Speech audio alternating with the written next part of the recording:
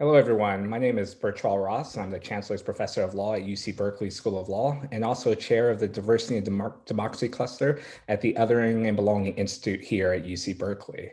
I'm here to moderate a wonderful panel on the future of freedom, reparations after 400 years. But I want to start with a land acknowledgement. Before we begin today's panel, I'd like to acknowledge and thank the Ohlone people for allowing us to work at UC Berkeley on their beautiful land. We recognize that UC Berkeley sits on the territory of Huichin, the ancestral and unceded land of the Chochenyo Ohlone, the successors of the historic and sovereign Verona Band of Alameda County. This land was and continues to be of great importance to the Ohlone people. We recognize that every member of the Berkeley community has and continues to benefit from the use and occupation of this land since the institution's founding in 1868. Consistent with our values of community and diversity, we have a responsibility to acknowledge and make visible the university's relationship to Native peoples. By offering this land acknowledgement, we affirm Indigenous sovereignty and will work to hold the University of California, Berkeley more accountable to the needs of American Indian and Indigenous people. I also now like to thank the sponsors of this program, which include the Othering and Belonging Institute and the Goldman School of Public Policy. So the protests against police brutality and racial injustice following the killings of George Floyd, Breonna Taylor, and shootings of Jacob Blake and others brought renewed emphasis on the debate about reparations, the debate about compensating the descendants of American slaves. This summer, Democratic lawmakers in Congress proposed a bill that would establish a commission to study the consequences and impacts of slavery and make reparations for reparations proposals, and a number of states, including California, have also proposed plans to examine the issue of reparations. Although recently emphasized, the idea of reparations is certainly not new. The idea goes back to the end of the Civil War, when Union leaders met with a group of Black ministers in Savannah, Georgia, to develop a plan to help the thousands of freed slaves. After that meeting, General William Sherman issued Special Field Order 15, which set aside 400,000 acres of confiscated Confederate land for freed slaves. And it was proposed that each family shall have a plot of not more than 40 acres of tillable ground. This plan came to be known by the phrase 40 acres and a mule. This plan would never be enacted. After Lincoln's assassination, President Andrew Johnson reversed Sherman's order and gave the land back to its former Confederate owners. With few economic options left, many African Americans became sharecroppers, often working for former slaveholders. And over 150 years later, African Americans as a group continued to find themselves at the bottom of the American economic scale, uncompensated for their work in building and creating so much of America's wealth during the nearly 250 years in which they were enslaved. Here to help us illuminate the issues surrounding reparations is an extraordinary group of faculty whom I have the great pleasure and honor of introducing. I'll start with Katherine Frankie, who is the James L. Dorr Professor of Law at Columbia University, where she is the Director of the Center for Gender and Sexuality Law and Faculty Director of the Law, Rights, and Religion Project. Her most recent book, Repair, Redeeming the Promise of Slavery's Abolition, which was published by the Haymarket Press in 2019, makes the case for racial reparations in the United States by returning to a time at the end of the Civil War when many formerly enslaved people were provided land explicitly as a form of reparations for slavery. Katherine writes and teaches extensively on race and gender justice and is currently leading a research project at Columbia on Columbia Law School and slavery, documenting the many ways in which slavery and its afterlife have permeated the law school's faculty, student body, curriculum buildings, and financing. Columbia Law School was founded in 1858. Jovan Scott Lewis is a second panelist, is an assistant professor of geography and African American studies at the University of California, Berkeley. He also serves in the Economic Disparities Research Cluster at Berkeley's Othering and Belonging Institute. Jovan recently published books, Scammer's Yard, The Crime of Black Repair in Jamaica, explores the overlapping wakes of colonial independence and structural adjustment and how the post-colonial condition of poverty produced therein is responded to through crime. Jovan is currently working on a second monograph based on research conducted in Tulsa, Oklahoma, which traces the consequences of the 1921 Tulsa Race Massacre. In 2016, Jovan founded the Berkeley Geographies Project, which is ongoing. And last, but certainly not least, Michael Ralph is an associate professor in the Department of Social and Cultural Analysis in the School of Medicine at New York University. Michael's book, Forensics of Capital, demonstrates that the social profile of an individual or country is a credit profile as well as a forensic profile. Michael is currently working on 2 books that center on race, insurance, and incarceration. In a book project titled Life, Michael demonstrates that life insurance was built from the legal rationale and commercial logic of marine insurance and later slave insurance. The second book project engages in ethnographic research in Eritrea and explores the clinical practices and vernacular strategies of Eritrean medical experts and soldiers used to conduct forensic analysis and to thus develop scientific explanations for cause of death. Now, the panelists will each speak for 20 minutes, and at the conclusion of the presentations, we will have a Q&A session. We ask that those that are on Facebook and YouTube to submit questions through the chat, and I will then receive them and enter them and ask them during the Q&A session. So, without further ado, let me turn it over to Professor Frankie. Thank you so much, Bertrand, for inviting me to be part of this wonderful conversation, and also to the Othering and Belonging Institute for sponsoring it. Let me say first, since we're not in California, I'm not in California, nor is Michael, I want to acknowledge the Lenape people on whose land I sit, and Michael does as well. As I look out my window up here in the Catskills in New York, I am thankful every day for this land and aware of my own occupation of the land in a way that daily, hopefully, has a kind of reverence and respect for those people. You know, we sit at this incredibly opportune time to talk about the issue of reparations, as I think we as a country have been undergoing a kind of racial reckoning with the kind of violence that Black people have experienced at the hands of police, other private parties, a kind of way in which we've mobilized in the streets around the intolerability of that violence and structural anti-Blackness in this country. And finally, we have Congress paying attention to the issue of reparations, which of course has been raised for a very long time by activists and members of Congress, but finally it got a hearing, the bill did this summer. There are a couple of key questions I just want to begin our thinking about reparations with our consideration. First is to think really in a complex way, and I know my co-panelists do as well, about the ways in which the past, our history, makes particular pressing moral demands on us today. So often we see the opponents of reparations, the opponents of really meaningful structural remedies for racial injustice, for anti-Blackness, say, well, that's the past. That doesn't matter, and if the past is the past and it's no longer with us. And I think part of thinking about reparations seriously is thinking about what sort of continuing moral demands that past imposes on us and from which we cannot look away. The second thing, and I think an even harder question or equally difficult question, is whether there's any necessary relationship between emancipation and freedom. And I think when we look at that past, when we look at the history of slavery and of emancipation, we can see that for Black people in this country, being freed is not the same thing as being free.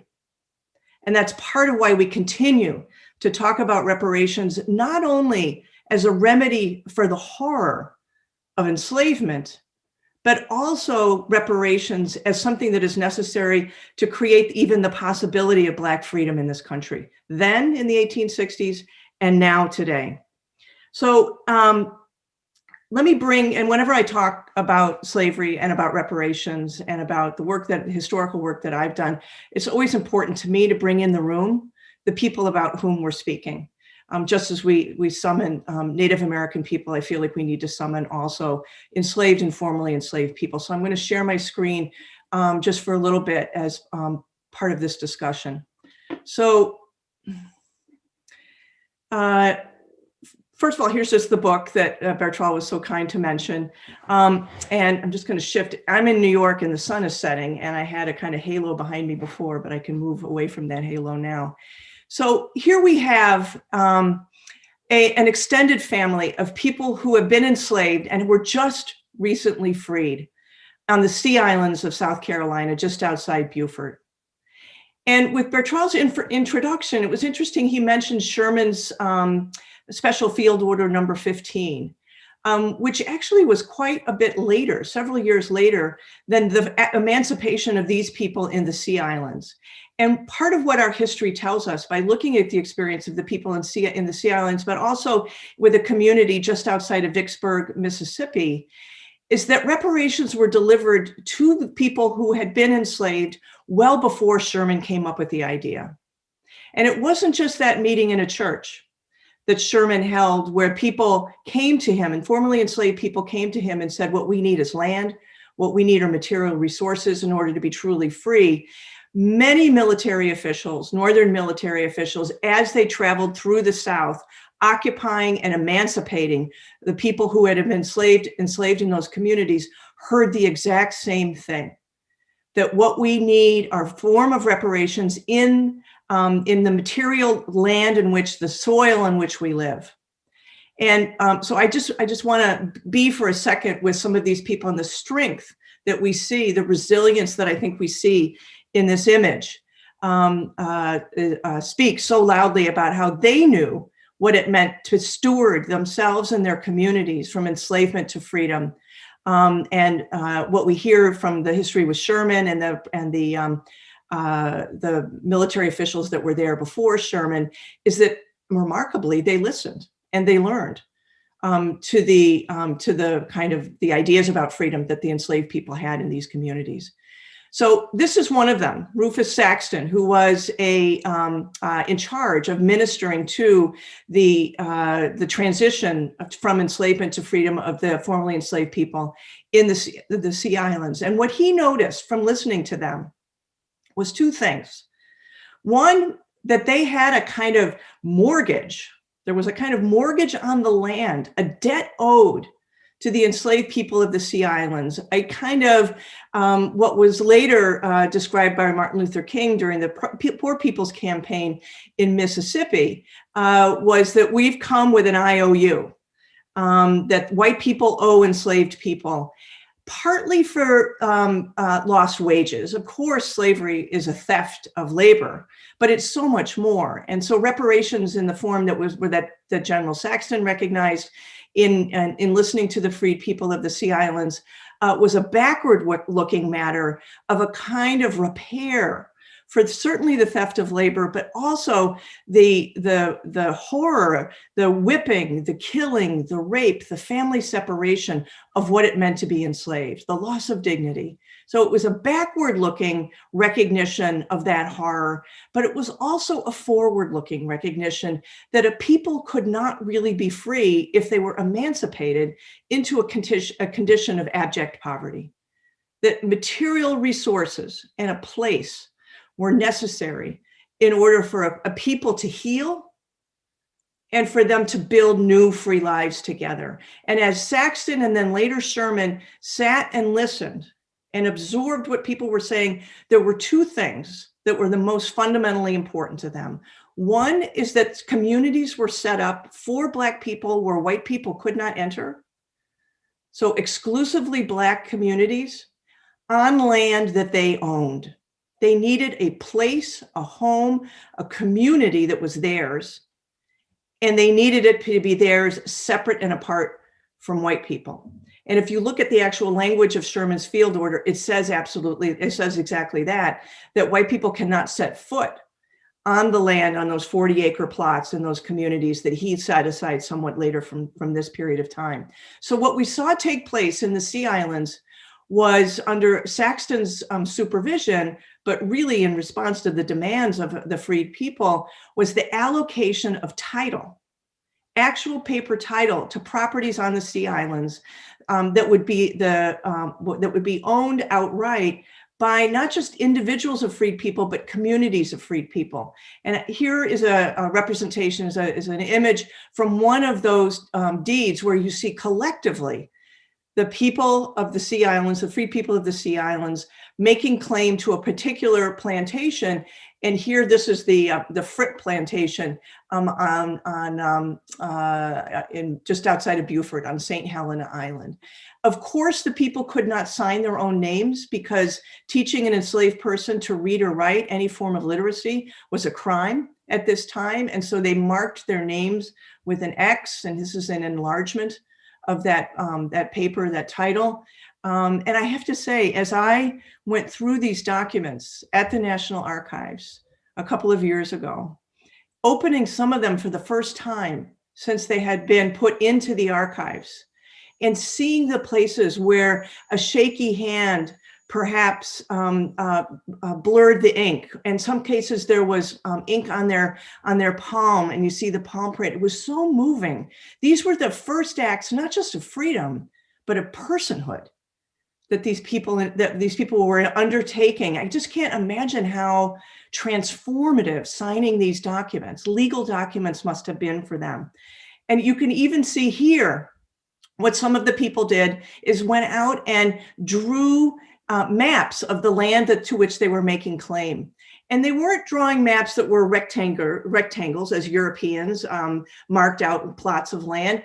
They were marked by things like the burying ground creek, the pasture field, other creeks. These were the places where their families had been buried, where their families had been enslaved, where their ancestors remained, and they were making claims collectively to this property where they were going to build new lives. Now, just one thing worth noting about this document, and this is the Pleasant Point plantation to which I'm going to return in just a little bit, is you have Mary Brown and Nancy Wilson among the several people here, freed people who are making claim to this land.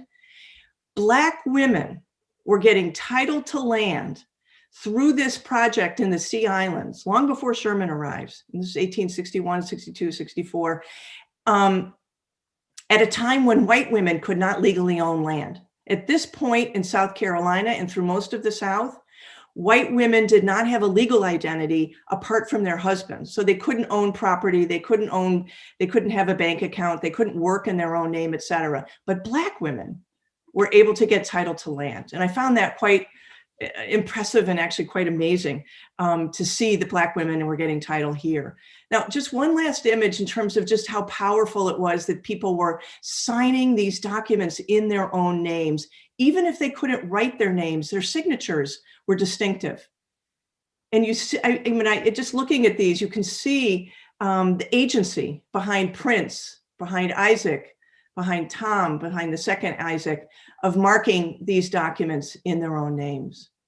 So hundreds, thousands of acres of land, very, very valuable land because of the kind of cotton that could be grown in the Sea Islands, was transferred through these titles to the formerly enslaved people at this time. And then, as Bertrand mentioned, Lincoln is assassinated. Johnson becomes president, and one of the first things he does is offer to the former Confederates the ironclad oath. Well, they will affirm allegiance to the United States, or reunited United States, and all of their property will be restored to them except slaves. So all of this property that these people were promised was stolen from them, often violently. And then if they chose to remain on the property or in the Sea Islands, they were forced by the US military to enter into labor contracts with their former enslavers. That's what it meant to be freed, but not really free.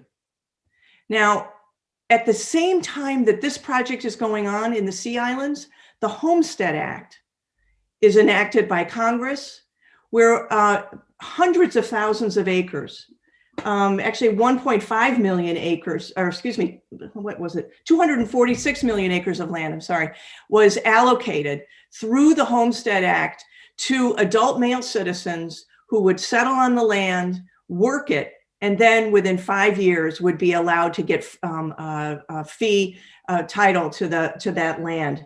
This was 10% of the land of the United States, actually about the size of California and Texas, was given free and clear to white people. Very few Black people took advantage, were allowed to take advantage of the Homestead Act. Almost overwhelmingly was Black people who did.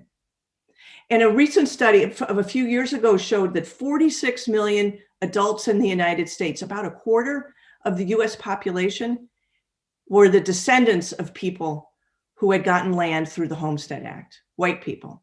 So no land for freed people, free land for white people, all at the same time. And this, of course, explains a lot about the racial wealth gap in this country. Insofar as white people were able to get land, sit on it with the best investment one could have intergenerationally in this country, Black people never really got in on that deal, right? As part of why I think this allocation of land is so important as part of a reparations project. So the last thing I want to say, I mentioned the Pleasant Point plantation before. That was where there was that beautiful sort of kidney-shaped property that the freed people had drawn. This is Pleasant Point plantation today, that same land. It is a gated senior community with 2 beautiful golf courses, wonderful, beautiful location right on the water in the Sea Islands. And in their About Us section, they talk about their history. There is no mention of enslaved labor. There is no mention of land reapportionment to the Black people, to the freed people, explicitly as reparations. There's no mention that that land was stolen and then returned to the former slave owners. There's an interesting little anecdote at the bottom here about Tuscarora Jack, but that is so insignificant compared to what the real history is in that the soil is in that land. And so part of when we think about reparations is taking responsibility for that history, knowing who has lived in the places where we lived before us. The kind of innocence that you see in the people who live at Pleasant Point Plantation now inoculates them from any kind of responsibility for the history of the place where they live. So to my mind, we need material resources absolutely as part of what we do as reparations, but I think we also have to see our memory, our history as being an active part of our present that makes moral demands on us in our present as essential also to what it means to repair this past. I'll stop there. Thanks so much. Thank you, Katherine, for that powerful presentation. The contrast between the land acknowledgement at the beginning of this particular panel and the Pleasant Point description of their history is quite striking. Now I want to kind of turn it over to Professor Lewis for his presentation. Thank you, Bertrand. Thank you, everybody, for being here today. So I want to share an idea about reparation that emerges from the overlapping wakes of colonial independence and structural adjustment in Jamaica. So each of these moments are equally weighted and enduring, and they have each, in their own ways, defined and delimited the scope and scale of opportunity for mostly poor urban and Black Jamaicans. And it's with these circumstances and with these Jamaicans and how these Jamaicans mitigate those circumstances that my work, as noted by Bertrand's kind introduction in the book Scammers Yard, The Crime of Black Repair in Jamaica, how from within that work I was able to kind of, develop an appreciation for a kind of novel sense of repair and a framework for reparation. And so this sense comes from the experiences of 3 friends who participated in the Jamaican lottery scam, which is, best understood as an intricate scheme that has, in fact, over the past decade, defrauded thousands of mostly white and elderly Americans out of what has often amounted to their life savings. And, so the practice of the scam, as I demonstrate throughout the text, and as I want to talk a little bit about here today, it demonstrates the kind of mechanism by which these scammers refashion themselves and their country and the broader global relations within which both of them are set. And so these scammers, they understood that the world as it existed was not meant for them. As the aphorism in Jamaica goes, the jackass or the donkey says that the world isn't level. And so what they did was they drew on novel logics of capital and criminality and their own Blackness as a kind of formulary for thinking about post-colonial Black repair in order to kind of make a world for themselves and on their terms. And so it's with this notion of making a new world on their own terms that I want to kind of think and meditate on the possibilities for repair might mean and how reparations might actually be facilitated. And so thinking about this from within the Jamaican context, again, mentioning the overlapping wakes of colonial independence as well as structural adjustment, this possibility becomes materialized following the liberalization of the Jamaican telecommunications industry in the early 2000s. What that liberalization did was it spurred the development of an offshore call center industry in the country. And so located in Jamaica's primary free trade zone in Montego Bay, where my work was set and where I personally am also from, several companies developed to offer data and customer service offerings and services for companies like Amazon. So the call centers would soon come to actually compete very closely with the tourist industry in terms of dominating the local economy of Montego Bay. And obviously, and I think understandably, scores of young Jamaicans, were drawn to these call centers, right, for the kind of promise of a white collar career. However, as we know through lots of the literature about these call centers as they exist in the developing world, they were marked by low wages and high attrition, and they produced frustration, if not dismay, for the workers who sought opportunity within them. However, in spite of the kind of dire circumstances of the call center, they did actually produce some kind of opportunity. And so with the access that call center workers had, right, to the kind of thousands of US-based customers, and having learned the kind of art of customer service, meaning how to talk to Americans in a way, the lottery scam was born in this context and would prove that the industry might, after all, be profitable for local Jamaicans, however, much more differently than originally anticipated. And so while many people have theorized that the kind of practice of the lottery scam, began as a part of the kind of upper class elite. So in some ways, the lottery scam is in many ways figured by the kind of poor Black Jamaican. Some theories of its origins begin with members of, Jamaica's leading political parties and that kind of thing. The truth is that, however it did start, right, the practice did spread throughout Montego Bay's poor garrison communities. And what it did was it became a very radical means of accumulation for poor people who would otherwise not have access to this amount of capital. And so the scammers mainly targeted vulnerable white American senior citizens, right, and promised them various awards from cash to cars. But the group that I worked with, these scammers, these three friends, they use a relatively sophisticated form of credit relations, to facilitate their scam. And they told their victims that they had been overcharged through a miscalculation of the credit card's APR. And in order to receive the refund, they would have to pay a processing fee. And so working with the crew, right, I wanted to understand the moral framework of the scam and how they could, really justify, fleecing who, were very easily identifiable as, elderly people. But I was surprised when in their articulation of the justification, they had been inspired by what was then a very popular song by dancehall artist Vybz Kartel, who was arguing on behalf of the scammers in a way that the scam functioned as a form of reparations. And so, doing the thing that I thought that ethnographers should do and taking, vernacular claims very seriously, I decided to try and think very, very meaningfully and deeply about this claim. And so the crew's reparative justification, right, while being very convenient, again, starting in many ways being inspired by the kind of view points of a popular dancehall artist, what they were able to do, however, right, was articulate a reparative rationale, right, in response to my request for explanation.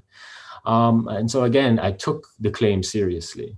And so what I learned is that for the crew, the reparations they claimed from their victims had very little to do with the normative bases upon which reparations are so typically based, right? So rather than being situated within a kind of argument about slavery, reparations for them were explicitly a matter of contemporary concern. The contemporary poverty that they experienced and used, they used the scam to kind of use that rationale to kind of escape that poverty was more meaningful and identifiable to them than the kind of injury of slavery or this kind of inherited legacy of enslavement. And so in this way, the crew departed from the kind of global question of reparations that had been taking place across the formerly colonized world and is continuing today. And so, in choosing to take the claim as a valid one again, and I say valid because it was born out of a kind of genuine circumstance of the intergenerational and structural sense of post-colonial impoverishment, I would find that the SCAMA framework would serve that global project nevertheless, of thinking about reparation and not undermine it, right? So, the service to that notion of global reparations is because the SCAMA claim did much to kind of disrupt the usual discursive hindrances to reparative claims. Namely, recognizing who are deserving victims and critically, identifying, those complicit and guilty parties. We know from so much of the public discourse over the past few years, so much of which is political discourse, that, people who we identify or parties who we identify as being complicit in the crimes that are in need of repair often use a variety of discursive loopholes to get out of culpability. And so SCAMAs were actually contributing to a kind of reparative framework by giving us an alternative to that framework of thinking about how do we identify who's guilty and how do we identify who qualifies as a victim. And so in taking this approach, right, the SCAMAs engage in a variety of ways what the Jamaican anthropologist David Scott called the kind of rude boy's refusal, right? And Scott argues that this form of refusal recognizes, in a way, the unattractiveness, if not expiration, of the old options of liberal progressive rationality. And so my argument is that, predominant reparative frameworks are kind of born out of this rationale. And so they qualify as being a kind of an older modality of thinking about what freedom or emancipation must be and how it must be facilitated. And the refusal is paired, right, with a kind of form of self-fashioning produced by a kind of vernacular articulation amongst the SCAMAs that resist relying on emancipatory ethics. So what does it mean to actually think about repair without the need to feel emancipated? And so the move kind of frees a rude boy from being bound by liberal, respectable representational politics. Again, these are some of the trappings that we see so many of the kind of reparations models falling into. So moreover, right, the SCAMA then as this figure of the rude boy, right, embodies this notion of refusal and therefore is able to expand beyond the kind of respectability that underpins these reparative frameworks and the proposals from reparations leaders and programs. Those frameworks often demand a kind of collectivist mode of recognition that can simultaneously reflect the kind of scales of injury and recompense. And a good example of this from the Caribbean is the kind of reparative platform from the CARICOM Reparations Commission, right, which is a kind of joint effort of the Caribbean political and economic group, CARICOM, to seek reparations from former colonizers. So the Reparations Commission, right, is invested in these kinds of post-independent structural development, right, and thus advance a kind of program that seeks reparations for the various social ills and structural disinvestment that the Caribbean region has endured since slavery. And these consequences are framed as a collective grievance, with the collectivity of the claim demanding the integrations and compliance of all claimants. So in other words, the challenge of that platform is that it has to accommodate the entirety, right, of the aggrieved party, in spite of what the variations and variances of identity or political orientation might exist amongst them. So in part because of the criminality, the SCAMAs are discursively, if not morally, excluded from this respectable integration. And so as such, they can prioritize their own preferences and ambitions to shape a more honest and I think, more novel sense of repair, which is really the, and frankly, the kind of capacity to accumulate. And, accumulation as a reparative possibility is one that cannot accommodate a neat or scalable articulation. It is one, in the sense that the reparative claim, is less of a claim than it is a demand, right? And that has to be fully understood. And so reparations then organized on a kind of collectivist basis requires the ability to accommodate, again, this multiplicity of parties and diversity of members, but the SCAMA demand forgoes the complications of that accommodation by levying the injury that's a need in repair as being held by the Black individual. And that individuality therefore becomes, or the claim based upon the individuality then becomes like a valid and weighty enough claim, right? Without having this need or this concern for recognition, because repair, according to the SCAMAs, is not given, but it is taken, right? And this is the kind of underlying framework for reparations that they advance. So the scam therefore kind of qualifies as reparation because, the scammer says so, and that's all that's really needed. And so herein lies one of the most kind of central challenges of any reparations program, right? Which is the ability to argue for the validity of the claim. And this is what the scammers are helping us to kind of think through. So the scammer refuses to argue and moreover refuses to concede the requirement of validation. And so by sitting out and also outside the kind of normative demands of recognition, the scammer rationale, enables the scam to be interpreted as a legitimate form of reparations. And so just thinking more about this question of refusal, right? Refusal, right? Through refusal, there's a prioritization and there's a temporal shift away from the history of slavery to the contemporary experience of poverty. And so the scam's reparative, formulary is radical because it mobilizes a reparative logic that is capable of reformulating the sites and the perpetrators of post-colonial transgression. And they do so in a manner that stretches and bends the kind of conventional history of colonial exploitation. And so, this reformulation is possible explicitly because of the spatial and racial negotiations of scammer recognition. And so, when answering my question about how they could think that scamming North Americans, right, could pay the reparative debts earned by centuries of British slavery colonialism, I was simply told that, listen, they're the same white people. That was it. That's what held together the kind of reparative logic that, in spite of a history of British colonialism and enslavement, a white North American in somewhere like Bismarck, North Dakota, could be responsible for that. And so, what we have here is a kind of reconfiguration, right? This idea, right, was very unexpected, but it was unmistakably, unique and really radical in a way. And so thinking about if these were actually the same kind of people, white people specifically, we begin to see the possibility for that if we kind of overgeneralize the kind of Anglo influence on the United States formation, in spite of the difference of their colonial past in a way, at least in terms of relationship to Jamaica. So what the specific crew member had said to me, right, what he was doing and what he said to me was lumping together both the British and Americans together in a kind of semiotic maneuver that accounted for a much longer history of Jamaican experience where the British and then the Americans function in the same capacity. So in other words, the relationality was the same, and this is what made them the same white people. So to be more specific, if the British had once, had Jamaicans working on the plantations of the island, then Americans now had them working in the hotels and call centers that trapped them into these like long-term cycles of poverty. And so what this logic is a kind of logic of white fungibility, and it shifted the kind of burden of proof away from Black subjects. And when we go back to thinking about reparations and how reparations are thought of as being justified, what this rationale did was it shifted the burden of proof away from Black subjects, right, who needed to prove or provide evidence of their injury, and instead placed that burden on whites, and it placed the burden on them to disprove their legacy of inducing harm.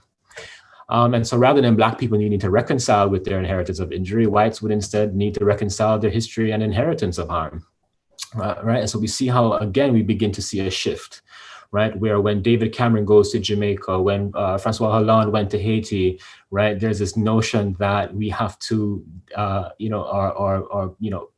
Black Atlantic subjects have to prove that they still qualify. Right, we still qualify for the injury of slavery from centuries past. Instead, the scammer framework turns that around and says, no, disprove that you have been continuously caused harm across those centuries, and you've continuously caused harm, irrespective of whatever kind of political or national sensibility or identity that you've held. Again, the same kind of white people. And so the move, right, like upends a kind of troubling calculation in which the United States owes African Americans, right, and the United Kingdom owes like Anglophone Caribbean Blacks as examples, right, in which those logics only serve to kind of reinscribe a kind of colonial property logic, right, back onto Black subjects. In other words, the United States owing African Americans demonstrates a kind of ownership of those forms of Blackness or of those Black subjects. And so beyond that, to them, the United States also super conveniently just held the most viable and accessible and certainly most profitable kind of purses, right? The kind of bounty of repair, if we're thinking about accumulation, or reparations, if we're thinking about accumulation, right, should come from the United States, right? It's perceivably a wealthier nation, right? The wealth is more accessible. The wealth, given the touristic encounter, is much more visible. And so again, through refusal, the crew, right, the scammers and the crew that I worked with radically redefined the normative kind of geographic delimitations of reparative blame. And in the process, they uncover, or made bare and apprehensible the kind of true interconnected and globally conspiratorial crime of Western development. In other words, there wasn't just, one guilty party. It was every party that participated and then benefited from their current poverty and the system that produced it. And so, as I talk about in Scammers Yard, the scammers produce a kind of accounting that skips across time and geography, right, in a way that transforms Britain's transgression into the United States transgression, right? And it's a genealogy that can be traced through the kind of post-colonial custodianship of Jamaican exploitation, which, over the decades has changed hands, right? And specifically with the kind of geopolitical reorientation of British Jamaican trade relations to that of the United States. So as a result, the scammers kind of explode the geographic remit of injury and responsibility to offer novel and capacious terms of transgression. The mobility of transgression is made possible by their sophisticated capacity to trace colonial debt through whiteness, both across time and space. I will kind of wrap up here and just say, admittedly, set against the kind of broader movement for reparations, which, has over the past couple of years, several years, perhaps seen growing political recognition. The scammer framework, I will admit, is one that would very unlikely qualify as a legitimate form of reparations, right? But my point is that, it's been neither to kind of legitimize the scammer rationale nor to endorse the kind of criminal modality by which it's executed. Instead, the power and value of the scammer claim, however convenient, however specious, right, is that among the various reparations frameworks, it is the specific and personal ideals that make up the experience of living in the everyday, the everyday wake of injuries, of injury that matters. Moreover, emancipated, if you will, from the expectations of both respectability and collectivity, the scammer reconfigures a sense of repair, as a direct and undiluted satisfaction of those who carry the reparative claim. And so through this reconfiguration, scammers upend the kind of conventional relations between North Atlantic powers by eschewing any expectation for mutuality, right? And they recognize that the world, again, is by design, never meant, and never will function on the terms of equality. And so thus, if not formally, reparations must be taken by whatever means, as long as those means satisfy, the kind of individual pursuits and aspirations of Black subjects, which unapologetically would ultimately qualify as repair. Thank you. Thank you, Jovan. Just fascinating presentation that raises interesting issues with respect to the global dimensions of slavery and reparations. Often the focus on reparations and slavery is not United States focus, but we have to remember that slavery was a global phenomenon for which reparations is an appropriate conversation. And also the private forms of reparation, right? We think of it in terms of government sponsored reparation, but this is a fascinating account of a private form of reparation. So I want to encourage those on Facebook again and YouTube to submit their questions via the chat function, and they'll be recorded. I've got some questions already recorded for conversation in a little bit. So I encourage you to continue to send those questions in. But for now, let me just turn it over to Professor Rolfe. So thank you, Bertrand. Thank you to my fellow panelists. So, I want to sort of second the land acknowledgements that we opened with. I think the story of reparations is fundamentally about what it means to be a stolen people on stolen land. And I want to sit with that. I also want to build on the insights of fellow panelists concerning the question of freedom and the political and financial stakes of reparations, both then and now. And I was really struck by Katherine's example and the language of mortgages and the language of debts owed as a way to think about enslavement and its legacy. And it sort of reminded me about the sort of practical form of slave mortgages, which, just to quickly explain how they worked, often when planters were moving from the upper South to the deep South in the last few decades of legalized slavery as the U.S. was expanding. And when they had enslaved people in their possession, but they did not have land, they would sometimes mortgage enslaved people to banks. But often when you look at slave mortgage policy and then sort of read the historical record, you notice that a man who might go to the bank and say he has 3 enslaved people he's using as collateral to get land is in fact describing a woman he had purchased years before, had since had children with, and their biracial offspring and multiracial offspring. So in fact, we'll look to the bank like a planter who owns 3 slaves is also living as a family. And I think that intimacy and of sort of commerce and commodification is something really striking and interesting, particularly when the language is one of mortgages and debts owed. I sort of want to, I guess, discuss in my more formal remarks, take off from Javon's invocation of David Scott, the anthropologist and social theorist, and then the critique that Javon develops here, which I think is really important.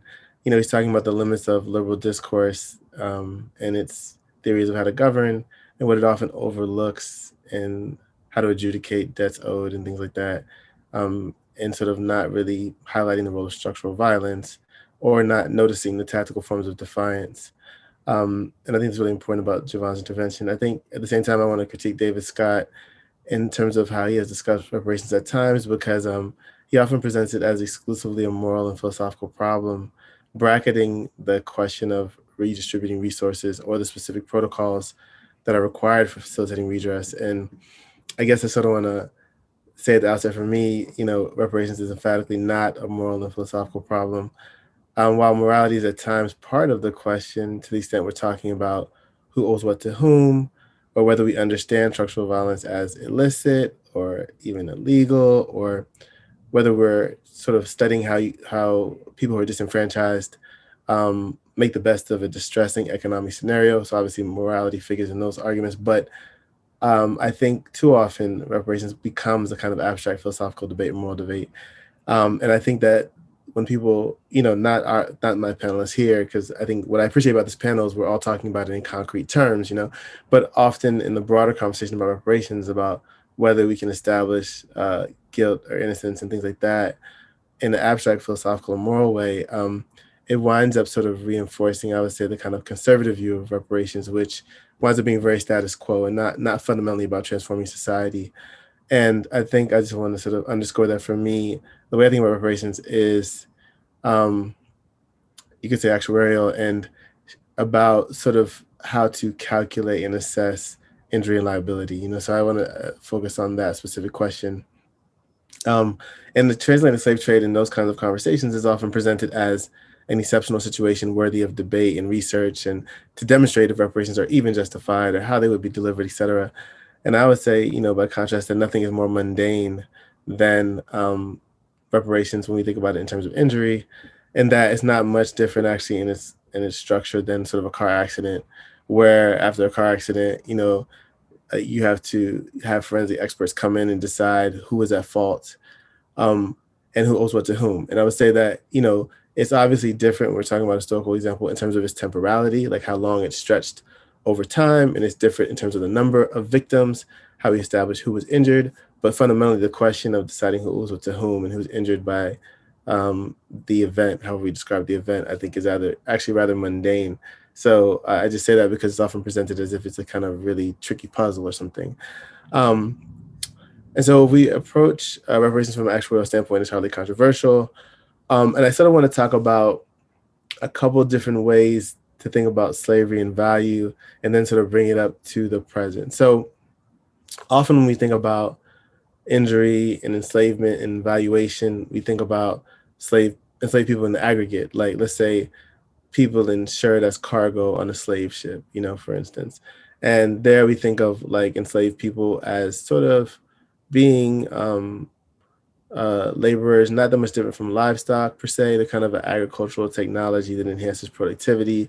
And in this regard, it's notable that a lot of the literature in sort of histories of slavery and capitalism, or the new history of US capitalism, or even in versions of racial capitalism, as it's called, focus on sort of plantation slavery and almost treat enslaved people as interchangeable. But I sort of want to highlight some important distinctions in the way enslaved people were sometimes valued, in particular when we look at what happened with insurance and slavery during the last few decades of legalized slavery, also a period that overlaps with slave mortgages. So after 1808, because the slave trade to the US was outlawed, but slavery was still legal, it was difficult to acquire additional enslaved workers unless you kidnapped them or smuggled them in. So enslavement in the US in particular became largely about breeding enslaved people. It also became about renting them from people who had them in abundance.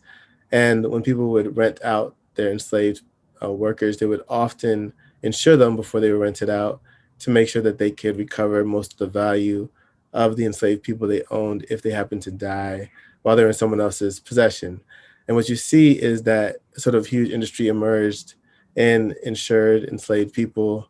And the value of these enslaved people ultimately was based on the skills they acquired when they were rented out to chief industries. And you start to see that it kind of breaks down into three broad categories. One, enslaved people who worked in hazardous and dangerous industries like coal mines, railroads, steamboats. Enslaved people working as artisans like cobblers, blacksmiths, carpenters, barbers, or enslaved people who were bureaucrats like household managers, drivers, and clerks.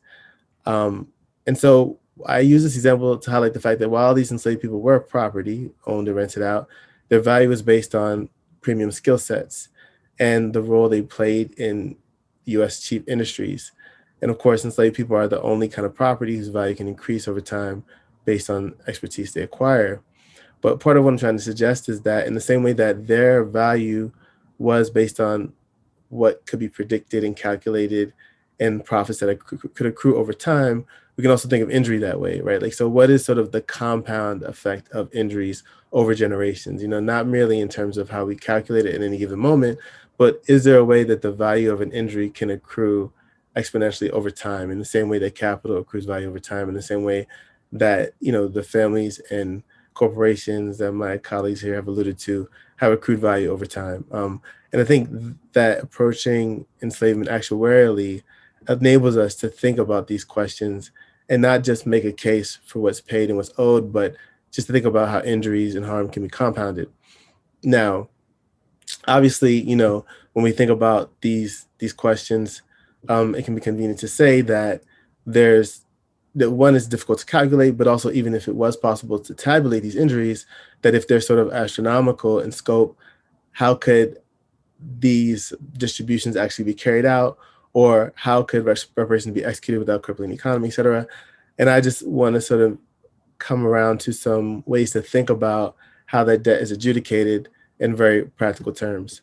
But first, I sort of want to emphasize that I think thinking of it in reparations and actuarially is not like an endorsement of neoliberal financial ideology, even if it is a kind of practical effort to grapple with it. So I would say that, you know, in many ways, capitalism does not rely on our endorsement of it to trap us within it, you know. And in fact, you could argue that one defining feature of the system we refer to as capitalism, or the way capital works, is that it can often have people act in contrast or in contradiction to their stated economic political positions or something like that. You know, so insurance is an interesting example because insurance really doesn't come about to the last few decades of legalized slavery, which we think of as the birth of free society. And really after emancipation, essentially all people are free and able to contract life insurance policies extensively. Yet African Americans were punished for having weaker vital statistics dating back to poor health from enslavement. And also essentially what actuaries and underwriters do is create a hierarchical calculus in the monetary value of our lives. It's just that it's based on confidential private information like family medical history, risk factors, projected future wages. So what insurance does, life insurance for free citizens, is essentially privatize a kind of hierarchy in the monetary value of lives that was blatant and obvious under enslavement, but it's kind of hidden from us in a free society. So in many ways, what we're doing when we think actuarially about injury is kind of using the logic of the way that we're sort of exploited and alienated against those who would seek to do that. And I'll say more about how that works in practical terms. But really, what I'm just mainly trying to suggest is that it's useful to think of a kind of imaginative approach to forensic inquiry, as it allows us to revise our theoretical framework for establishing injury and liability.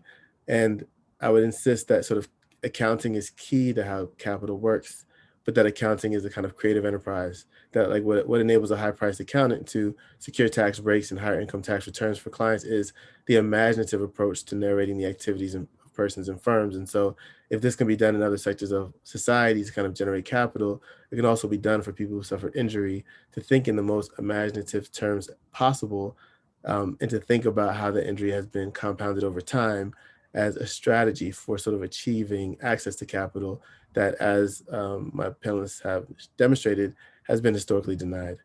And what this approach does is sort of link accounting to accountability and even to subjectivity, whether referring to people of African descent across generations, or to the American tourists and British colonial officials that Javon noted, some Jamaican scammers feel are the same white people. And this, I think, is interesting because, Malcolm X once in a speech referred to US imperialism post-World War II through an analogy to football, saying that, it was as if as Great Britain was about to be tackled, it threw the ball to the US, So this, I think, is consistent with even how political theorists have thought of the US role in the world in former colonized spaces post-World War II, but it also relates to Katherine's point about what it means to have or to be denied legal subjectivity, to go from being property to owning property. It showcases the contradictions that define capital, as in some instances, Black women in the South could conceivably own land before white women. And I think that this kind of contradiction about how you get access to capital based on what kind of narrative, what kind of argument, and what kind of context is precisely the tactical maneuver I think we should understand as being available to us when we think about reparations. And I guess, one of the reasons why I think it's useful to think actuarially about this is because we do it every day, Even if we, for instance, did not take out a life insurance policy or think of this as essential to our own mobility, if, God forbid, one of our family members or kin or close friends did suffer a fatal accident, then quickly insurance agents and actuaries would come up with a figure based on what the person's life was valued at, based on who had injured them or killed them, and deliver a check to us, something like that. So we're sort of trapped within this regime. And so I think it's useful to think intentionally about it. And also, even in sort of fatal accidents not occurring with people we're close to, just broader atrocities like Agent Orange, Deepwater Horizon, 9/11, Boston Marathon bombing, Virginia Tech massacre. We see this operation happening in the most casual, most mundane way. And interestingly, all those atrocities I noted were adjudicated by a specific lawyer, Kenneth Feinberg, which is kind of interesting to think that our broader notion of fairness in society is often adjudicated by particular figures in relation to particular corporate entities. And so the reparations project offers us an opportunity to think in deliberate terms about how we narrate the value of our lives and how we might adjudicate these debts. And when we do that, it becomes possible, as my panelists are helping me to do, sort of trace this history from legalized enslavement, transatlantic slavery, colonial slavery, to Jim Crow, to redlining, to police violence, even to sort of different kinds of injuries happening throughout the former colonies in the global South. And this kind of, what we're calling the historical record, is also this kind of account of injury. And I think a concrete example of this is Sir Hilary Beckel's book, Britain's Black Debt. I think it sort of very usefully reconceptualizes the history of the Caribbean as one of debt and of specific forms of trapping formerly colonized people in forms of indebtedness. And that sort of, not coincidentally, paves the way for a concrete argument, as in the CARICOM, reparations lawsuit, about who owes what to whom. And this also does kind of shift the infrastructure of debt from the idea that formerly colonized or formerly enslaved people are parasites on their respective national economies to creditors holding debt on their respective economies. And so if we take that insight seriously, it can change how we understand the very nature of governance. And I kind of want to just show an example that speaks to this in closing. One second as I share my screen. So one second.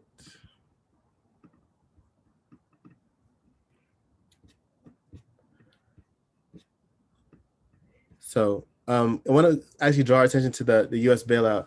as an example of reparations that could be argued for. And what I like about this example is that while we usually talk about reparations in terms of underrepresented groups and the history of slave trade in particular, there are potentially other forms of reparations we could invoke, and these are not mutually exclusive. So I want to note, and this is inspired in part by conversations with the theorist Robert Meister, that at the time of the US bailout in 2008, most Americans were opposed to it, okay?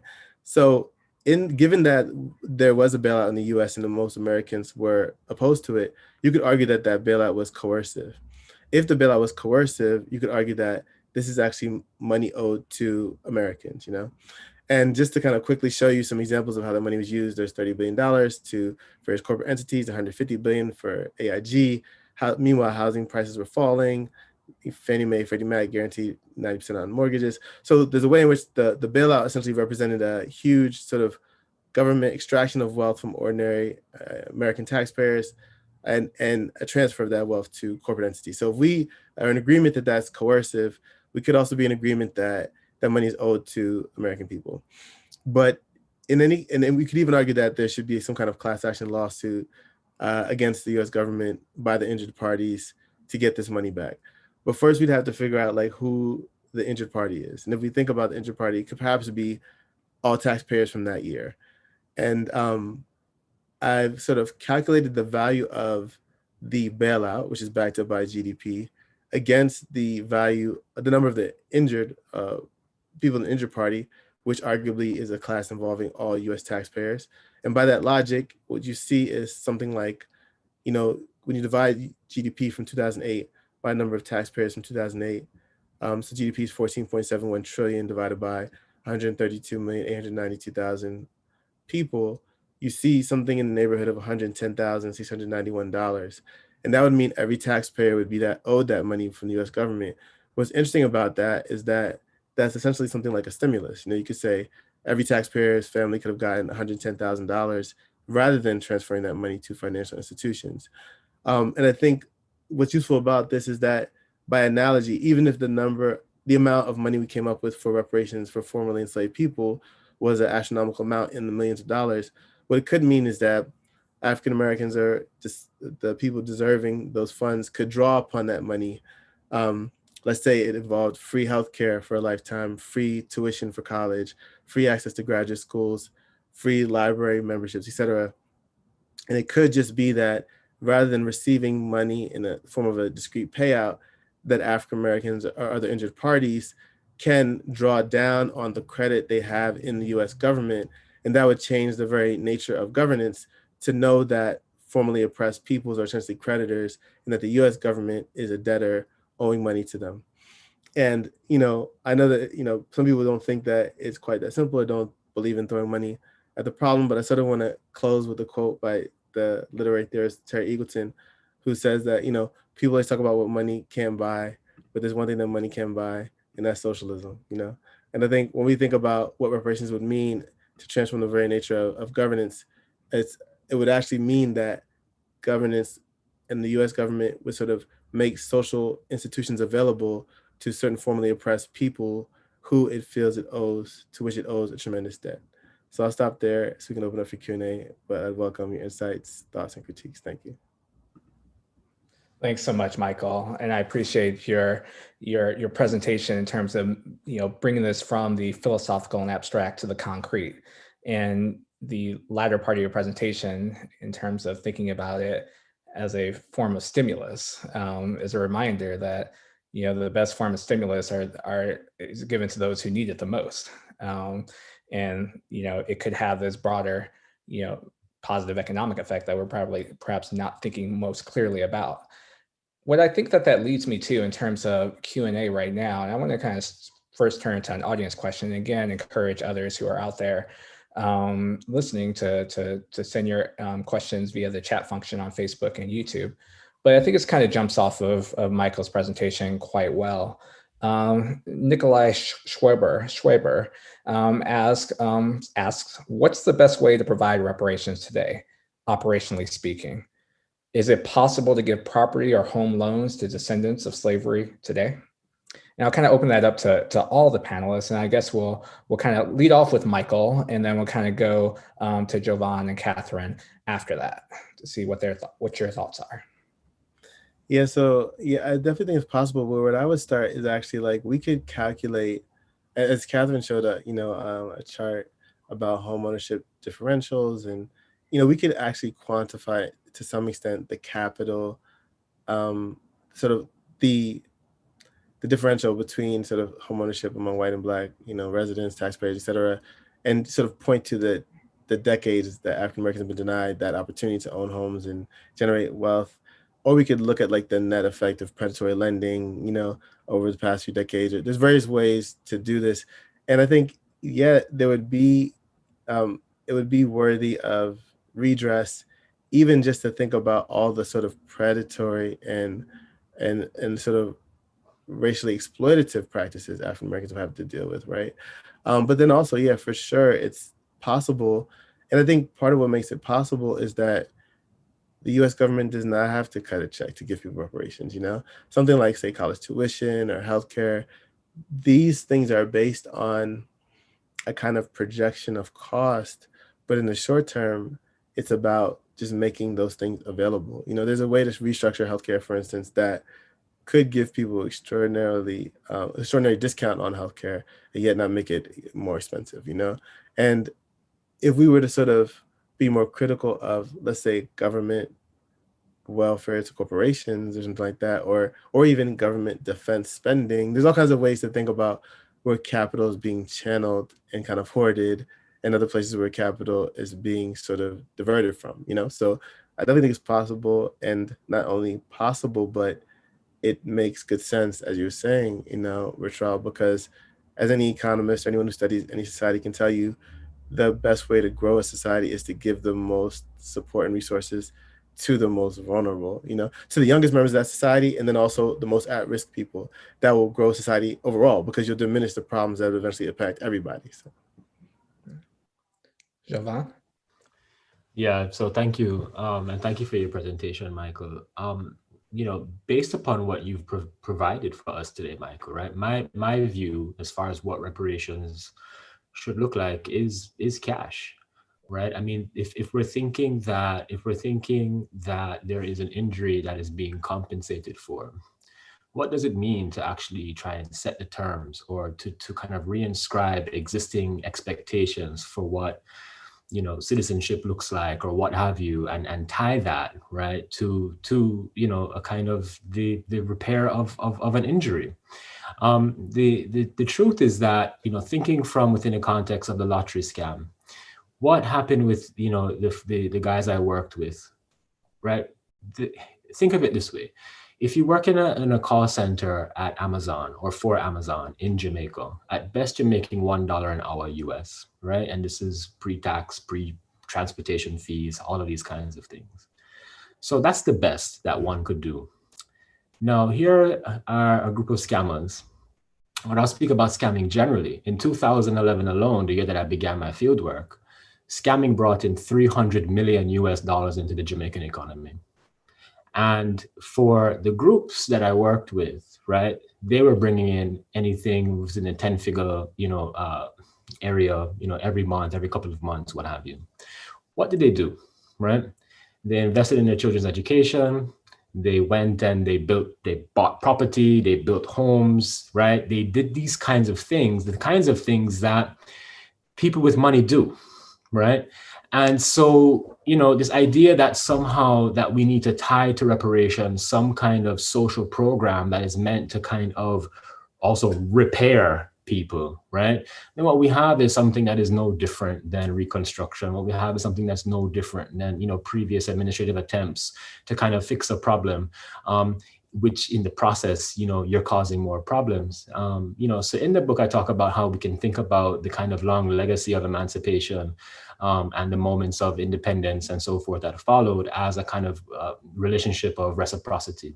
So what happened is that in every moment that, say, a colonial power provided some kind of liberty, right, to subjugated subjects, that colonial power often, and if not often, always got something much, much more in return, right? If we're thinking about what emancipation did on the plantation or for the plantation economy, well, what it did was it created a generation of peasant workers and low wage workers whose low wages also helped to suppress the wages of other people who might not have been enslaved. If we're thinking about what happened with independence in the Caribbean and all across the colonized world, well, each independent nation then became almost immediately a customer for IMF service loans, right? And so in each moment of independence, what was granted to the colonizing power, right, or to the power that was subjugating those parties was actually a greater return. And so my worry is that something like reparations does something like that again. And so, you know, if we are thinking from a moral standpoint, I didn't get a chance to talk about morality too much, but if we're thinking from a moral standpoint that there is an injury and the injury needs to be accommodated and accounted for, then what we do is we're adding increased injury, to my view, at least what the scammers taught me, by setting, you know, by adding strings, right, to the terms of reparations. So for me, it's about money, right? And you know what? And it's the liberty to actually do with that money what you will. You know, I'll shout out the very fantastic Dave Chappelle skit from several years ago, where he actually talks about reparations and what, you know, and what folks did with it was so bizarre. But you know what? A liberated subject has that right. You have the right to spend the money that you have and that you deserve and that you're owed in any which way that you want. Oops, thank you, Jovan. Katherine? First of all, I just want to thank my other co-panelists. This has just been a fantastic panel, and I'm making lots of notes. I'm learning so much from Jovan and Michael, so thank you. You know, for me, it's nice to bust out of the law school and talk to people in other disciplines. I'm sure you know that too, Bertrand. So one of the things that I recommend in repair is that we think about increasing the estate tax. We're in the midst of the kind of midway through the largest, most enormous intergenerational wealth transfer that we've ever seen on this planet, of people my parents' age to people my age.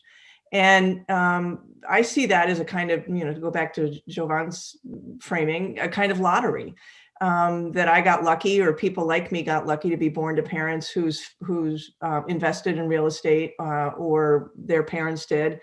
And I have no greater moral claim to that wealth than do others who didn't have that luck in terms of who they were born, what family they were born into. And so capturing that intergenerational unjust enrichment that's passing from hand to hand right now strikes me as a place where we could capture a fair amount of money without having to go to the government to do it. The government's the mechanism by which the private capture is accomplished, but it's not so-called a government program. And I think it would also force a kind of reckoning on behalf of white people about their entitlement to accumulated wealth and advantage that often we don't take the opportunity to reflect on. And so in many respects, I wrote this book for white people to kind of take stock of our responsibility for accumulated advantage. And then what I recommend we do, in part with those funds that are captured through an increased estate tax, and again, we don't have to increase it to 100%, but it's right now at remarkably low levels, thus creating a kind of dynasties among families who transfer wealth through 2 or 3 generations. But I recommend that we think about community land trusts, that we think about land ownership in the Black community that is collective land ownership, that takes housing out of a for-profit market, that puts into the hands of Black communities decisions not only about where they live, but what their schools look like, energy independence, urban farms. I look at what's going on in places like Detroit and Jackson, Mississippi, and Baltimore. There are a lot of really interesting collective land ownership projects going on in Black communities where there's a divestment from certain areas and an investment in the Black community, so that it's not just about writing checks and creating individual wealth, but it's about building both wealth and power in the community. And then collectively decisions are made about what to do with that wealth and power. So I find those to be attractive options for thinking about what we might do as one of the forms of reparations. Katherine, your response is a very natural lead-in to a question that's asked from another audience member. And before I go to that other audience member, there's a couple of points that were made, sort of why not direct payments? Why shouldn't this be proposed as cash reparations? So there seems to be, some thoughts and ideas in favor of cash reparation form of system. But the question that kind of jumps off of your point, Katherine, is raised by Atale Osmanoglu. Sorry if I mispronounced your name. I'm sure I did. Should we and can we give descendants of former slaves their own state they can rule and manage by themselves, where they are the only state government, in order for them to have peace and prosperity? I'll start with Katherine. You want me to answer that? Can we and should we? I guess those are two very big different questions. And if the questioner spells her name like my colleague Alati, Alati Johnson, I'm happy to be reminded of her as well. But well, that was the original decision. That was the original option that Lincoln and other colonists had of how we would solve the slavery problem after the war, is that Lincoln himself believed that we couldn't all live together. And so much better option in his view was to recolonize Black people back to Africa, or when that seemed either too expensive or just not practical, to settle people out west. And out west at that point meant Kansas or Iowa. And it was premised upon a white idea of the colonization societies in the US for the most part, although there were certainly some Black adherents to this view, that living together would be impossible. And maybe they were right. Maybe they were right, that the kind of repair that was needed then and remains a wound in this society is one that would necessitate separation of the races rather than the failed liberal promise of something like Brown versus Board of Education. But can we? I think that's a much more difficult question than should we, in some respects. I would be curious to see where Michael and Jovan land on that question. Why don't we start with you, Jovan? Or Michael, you're itching. I see your thumb. Let me go with you, Michael. Let me go with you, Michael. No, I would say first, I think I like Jovan's answer to the last question, and it relates to this question, because I think first, not all Black people or sort of people of African descent agree on what is to be done. Like, some would want to live in a kind of sovereign Black nation, even if it was in the US in a different state, or others would not want to. But I also think that there's the question about what it would mean for the government to decide to do that or something like that, to Katherine's point. But there's also the question of whether even such an idea could work in practical terms, not because Black people wouldn't be able to construct that society or would not want it, but also I think we've seen historically that examples of Black autonomy have been essentially attacked and dismantled. I think the example people often invoke is like Black Wall Street, Tulsa, Oklahoma in the 1920s, things like that. So I think what those examples demonstrate is that even when Black people are minding their business, trying to be sovereign and autonomous, trying to consolidate resources, they can still face all kinds of violent assaults from domestic terrorism and white lynch mobs and vigilantes, things like that. So it's not clear to me what it would mean for that kind of polity to be secure, right, on, say, US terms. So just from a practical standpoint, I'm curious about what all of that would entail. But I think that ultimately there's kind of a contradiction there with sort of expecting to be safe as a Black community, as a Black polity, when Black people aren't safe in US society or something like that. So I think it's the kind of thing, like I'd be wary of making a decision on behalf of all Black people. But also I think whether or not someone agrees with the idea in the abstract, they'd have to grapple with the idea in more practical terms, I'd say. Thanks, Michael. Jovan? Yeah, so short answer, no, right? And again, going back to the idea of what people do when they have money, right? So let's think about the autonomous sovereign spaces that is the all-white neighborhood today, right? This is what people do. These are the geographies that they produce, with the resources that they have available to them. And so, what you have to, of course, Michael had that brilliant statement at the beginning of his talk where he said, we're talking about here in terms of reparations is a stolen people on stolen land. And that latter aspect has to be addressed, right? I mean, and that's the elephant in the room in many ways, or at least perhaps the unexpected elephant that will arrive in the room at some point, because we can actually start thinking about, these questions about land and land-based reparations and the formations of states and these kinds of things until we reconcile with native dispossession. As I mentioned, or as you mentioned, I guess, Bertrand, in your reading of my bio, I've been thinking about Oklahoma and specifically a lot about Indian Territory and what kind of possibilities, right? So Michael talking about Black Wall Street, Black Wall Street in Greenwood and Tulsa was facilitated, right, by the allotment, right, the forced transformation of collective sovereign land, in spite of it being, right, developed as a result of Indian removal, but nevertheless, right, the Dawes Act demanded the kind of privatization of native property in a way that enabled for allotments to be sold, right, and enabled the development of a place like Black Wall Street or Greenwood that, develops, the famed Black Wall Street. So we can't actually think about this notion. We can't really entertain this notion of land, of what we can do with land in this way until we begin to incorporate, a more comprehensive program that deals with the kind of territorial dispossession that is at the root of so many forms of racial violences that have, shaped this country's history. What I think, Michael rightly brings up this whole idea of sovereign space. And in many ways, that's the other question that we have to begin to entertain. It seems as if where our politics are, our racial politics are, especially from within the kind of Black political movements that we are so now familiarized with today, we're still wrestling in this country with the question of freedom. Right, and we haven't even yet began to entertain the notion of what it means to be Black and sovereign. Right, what does it mean to no longer be somehow in some way beholden to the state?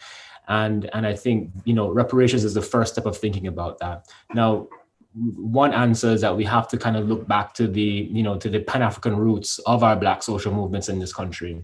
Right, the notion that somehow that Black politics in the United States has always been a kind of parochial, right, or nationalist politics is entirely incorrect, right? Let's always remember that W.E.B. Du Bois was at the first Pan-African Congress before he started the NAACP, right? These are the things that, and those kinds of global Black politics were a part of the founding of Black American politics. So sovereignty is a question that we have to kind of ask and address when we start thinking about this idea of forming the idea of a state. But to get there, we also have to reconcile with this question of native dispossession and how do we bring about a sense of repair, if not reparation, right? Because there's a legal history there that makes that a little bit more complicated. But we have to wrestle with that question first. Let me stick with you, Jovan, and then we'll kind of extend this to the rest of the panelists, because one of these questions is more general that is applicable to everyone, and then one's more specific to you in your presentation. So the first question that's general and applicable to everyone is, Linda Saylor asks, who are the injured persons? Does that include every person who could have been a descendant of slavery? And then the more specific question from Malika Shirk is to Jovan's presentation, and it's related. Are you suggesting that Jamaicans should receive reparations from the United States, even though the United States did not enslave them? So let me start with you, Jovan, and then we'll extend it to everyone else. Sure. So the first question, the injury, and this is what I learned from the lottery scammers, right? The claim of injury, right, is held in the person, right? And we have to think about the way that Blackness works simultaneously as a kind of individualized subjectivity and a collectivist subjectivity, right? So wherever the Black individual goes, that Black individual is always and already a Black collective, right? And so in a way, from a kind of a very meaningful way, right? So when George Floyd was murdered, he was murdered because of the individuality of his person, but also the collective Blackness that he represents, right? Or represented, but also now represents, however, in a different way. So when we're thinking about the person who is injured, it's about the ability to recognize the ongoing possibility for injury, right? We have 3 Black professors on this call, right? And there's nothing about that positionality that protects us depending on where we are in this country, right? And so what that means is that even if we may not have specifically felt in this moment or in a previous moment an act of injury or an act of harm, we are always vulnerable to that very specific kind of harm that has everything to do with who and what we are. And so what I learned from the lottery scam is that if we continue to kind of think about the moment of slavery, right, or these previous moments, right, then what happens is there are a whole host of loopholes that get produced, right? Well, my parents weren't around back then, or I wasn't around back then, right? And this goes into the second question, right? So, which is specific to me. Let's remember that, majority, or not a majority, but, a good proportion of enslaved Africans who ended up in Virginia first passed through Jamaica and were broken in Jamaica. So in many ways, we can think about the roots of American enslavement in the Caribbean, right? So this is just one example, and it's a kind of cheeky example, but it's a meaningful example that demonstrates the kind of globality of this, right? So we tend to think of certain nations like Scandinavian nations as not actually being slave nations, but guess what? You provided the timber, you provided the copper that ended up producing slave ships, right? So there is this imbrication, right? And it's really complicated. And so the work that Katherine and Michael are doing is really important to untangle some of that. But there is this complicity, right? That it cannot be, it should not be reduced to some kind of nationalist discourse. To put it very bluntly, because if you do so, you end up leaving money on the table, right? Because there are a whole host of parties that are in effect complicit and in effect are beneficiaries of the industry of slavery. Because it's important to remember that slavery, right, was a business, right? We think of slavery as just this kind of moral thing where people were being mean to other people or something. No, slavery was a function that facilitated the development of commerce and industry. So in other words, we can't think about, the iPhone that I just bought last week without thinking about it being a part of the legacy of slavery. And so to my mind, that means it requires a kind of, we have to increase the scope actually of determining who owes what to who, right? And you're right, the kind of determination of who ends up being paid. Thank you, Jovan. Katherine, do you want to engage the question, who are the injured persons? And does that include every person who could have been a descendant of slavery? I first want to say that in many there are amazing people working on this issue in the Black community, and I think ultimately that question is one for members of the Black community to decide on, not for us to take a vote nationwide. That said, I have a view that can help perhaps inform that decision. As many of the viewers are probably aware, there's a huge split in the community of people who work on this issue. And it's one about whether you have to have a genetic connection to someone who was enslaved to be a direct descendant from someone who was enslaved. The ADOS movement feels that very strongly, the American Descendants of Slaves.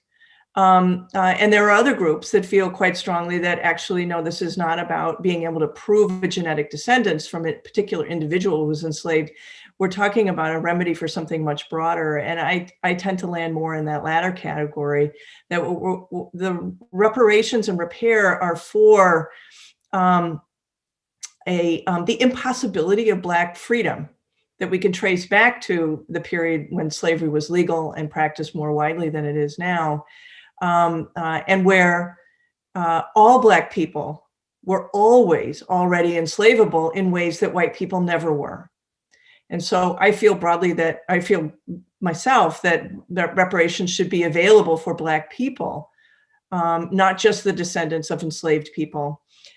Never mind the practical problems of limiting reparations only to those who can prove a DNA-related connection to someone who is enslaved, because those records don't exist. So we're Jovan's talks a lot about loopholes. I think leaning on science to resolve what are the harder moral questions also leaves too much money on the table and exonerates too many people. And so it's impractical to do, but I also think it's not the right way to approach the problem to rely on DNA to define the scope of those who were deserving, those who were entitled of some kind of repair. Thank you, Katherine. Michael? Yeah, I also agree with the sentiment of my fellow panelists. And I think it's not about the DNA in the strictest sense, because it's about legalizing enslavement and about, what that meant for even, say, free Black people like Solomon Northup, who was kidnapped and sold into slavery, or could have been kidnapped and sold into slavery, or for all the injuries stemming from enslavement that reverberated throughout, sort of predatory landing, Jim Crow, legalized segregation, all these various things that all Black people have to contend with, whether, no matter how they identify, or even all people suspected of being Black, they're viewed as Black, etc. So I think ultimately when we talk about injury, that's what we're talking about. So therefore, it's about much more than tracing your descent. I also think that in terms of the flip side of the question of who is the injured party, who are the victims, is like who must pay for this and who's accountable. And I was thinking, like, as my other panelists were talking, what if there was like a financial version of 23andMe where every white family had to submit their tax records over the generations, and someone could figure out if they were tied and bound up with slavery somehow. And what we'd find probably is that so many people are connected to the history of slavery who don't think of themselves or their ancestors as having been slaveholders or something, And I think that in the same way that the overwhelming majority of white people in this country have benefited from slavery, the over majority of Black people in this country have suffered somehow and been injured by enslavement and its legacy. And so for that reason, I think, we can dig into this question and sort of establish who owes what to whom, but it will be something more broad than something strictly in terms of DNA. It's more about the sort of political category of whiteness, the political category of Blackness, and what that has meant for the people who are sort of routinely sort of conscripted to those roles, or sort of like recruited to those roles, or something like that. So ultimately, those are the people who benefit and the people who are injured, and therefore that's sort of how we must adjudicate those debts. So I want to apologize for not being able to get to all the questions that were asked on Facebook and YouTube, but thank you all for joining us. But I want to thank most of all the panelists for pushing this conversation forward through their deep information, deep knowledge on this subject, and willing to engage a controversial issue in such a sophisticated and learned way. And I think it's important that we think of this not only in the abstract, as Michael says, but as in the concrete. These are issues that we should be continually struggling with in both the conversational space, but also in the policy space. I wish we were all here together in person so that we can get the much deserved round of applause for your contributions to this conversation. But in the absence of that, I will clap in my bedroom with echoes and thank you all for being here with us, and hope that we will be able to do this again sometime soon as we continue to have these conversations on this important issue. Thank you all out there, and have a good evening.